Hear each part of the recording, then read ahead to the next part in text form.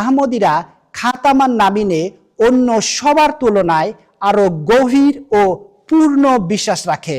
পবিত্র কুরআনের কোথাও একথা বলা হয়নি খাতামান নাবিন অর্থ শেষ নবী। রাসূলুল্লাহ সাল্লাল্লাহু আলাইহি সাল্লামের সাহাবীদের কেউ এর অর্থ করেননি যে মুহাম্মদ সাল্লাল্লাহু আলাইহি সাল্লাম হলেন শেষ নবী। আজকাল খাতামান নাবিন শব্দটিকে অনেকেই শেষ নবী হিসেবে মনে করে। খাতাম মানে হলো সিল অব দ্য প্রফেট, আর তিনি হলেন সর্বশ্রেষ্ঠ রসুল যার পদমর্যাদা সমস্ত নবীদের উপরে।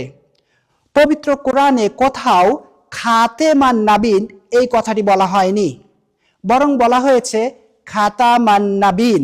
খাতাম এখানে ইসমে আলা, যা আরবি ব্যাকরণের একটি রূপ। যখন এই শব্দটি কোনো সম্মানিত গোষ্ঠীর সাথে যুক্ত হয়, যেমন নবী, তখন এর অর্থ শেষ ব্যক্তি অর্থে নয়, বরং সেরা বা শীর্ষস্থানীয় এবং সর্বশ্রেষ্ঠ ব্যক্তিকে বোঝায়। আরবি সাহিত্য এবং ভাষা থেকে আমরা এমন বহু উদাহরণ পাই, যেমন খাতামুল মুফাসসিরিন, খাতামুল মুহাদ্দিসিন, যার অর্থ সর্বশ্রেষ্ঠ ব্যাখ্যাকার, সেরা মুহাদ্দিস ইত্যাদি। কাজেই এখানে আমরা কখনোই শেষ ব্যক্তি অর্থ করি না।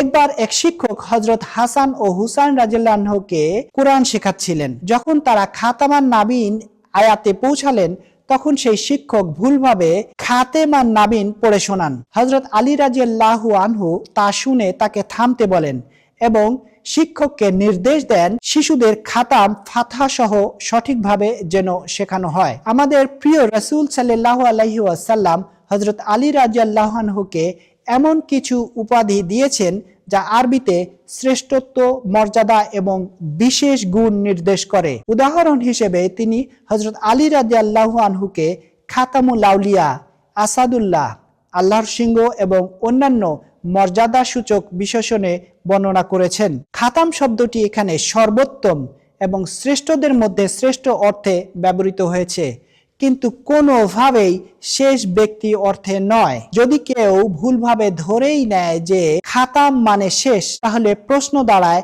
রাসূলুল্লাহ সাল্লাল্লাহু আলাইহি সাল্লাম যখন হযরত আলী রাদিয়াল্লাহু আনহুকে এই উপাধি দিয়েছিলেন, তাহলে কি এর অর্থ দাঁড়ায় যে হযরত আলী রাদিয়াল্লাহু আনহুর পরে আর কোনো ওলি, মুত্তাকি বা ধার্মিক ব্যক্তি মুসলিম উম্মাহ হতে জন্ম নেবে না? হযরত আয়েশা রাদিয়াল্লাহু আনহা ছিলেন ইসলামের সবচেয়ে জ্ঞানী সাহাবীদের একজন। তিনি ছিলেন একজন সেই মহিয়সী নারী যার সম্পর্কে রাসূল করিম সাল্লাল্লাহু আলাইহি ওয়াসাল্লাম বলেছেন যে উম্মার অর্ধেক দিন তার কাছ থেকেই শেখা যায়। একবার কেউ তার সামনে বলল,